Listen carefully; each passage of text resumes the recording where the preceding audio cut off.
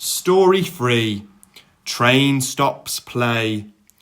You are very lucky engines, said Stepney. Your branch has got everything. It's long enough to give you a good run, and you have plenty of passengers. Then you have a quarry, a mine, and some factories. So you need plenty of trucks. Trucks are fun, he went on wistfully. I miss them on our line. Percy looked surprised. You can take mine and welcome this morning, he said. So they asked permission, and then they went off to collect them. Toby and Thomas gasped in wonderment. Stepney took his trucks to the harbour, picked up a load of empties, and started back. On the way, they were stopped by a signal near a cricket field, where a match had just started. They settled down to watch. Presently, some fielders came towards them and waved. Could you move, please? They asked. Your last few trucks are behind the bowler's arm. Sorry, smiled the driver. Will this do? And he eased Stepney forward till he stood under the signal. The cricketers shouted their thanks, and play started again. The batsman hit out, and soon a skyer towered towards the train. Clunk! Down went the signal. There was another clunk too, as the ball fell on the train, but neither driver nor fireman heard it. They were too busy. Stop! Yelled the fieldsman. But Stepney's noisy started drowning their shouts. Come along, he puffed to the trucks and left the frantic fieldsmen behind. Our one and only ball, they said sadly.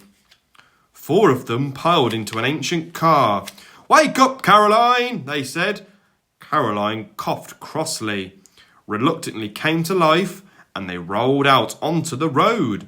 Stepney wasn't hurrying. He had just crossed the river when Caroline came up behind.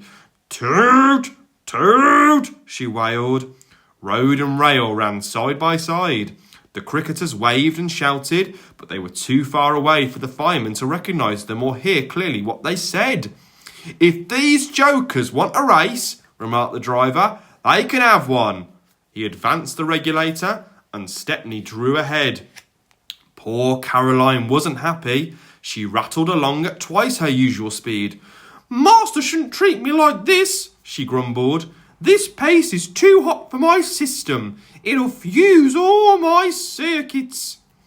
Hurrah! She exclaimed. That silly train has run into a hole, so we can't catch it. Now Master will have to be sensible and go home. But Master didn't go home. Caroline nearly boiled with fury when he made her climb a steep hill and run down to the station on the other side.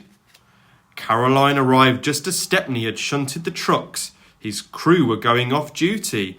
The cricketers explained what had happened. The driver and fireman were surprised. Did you say the fur truck from the van? They asked. They all went and looked.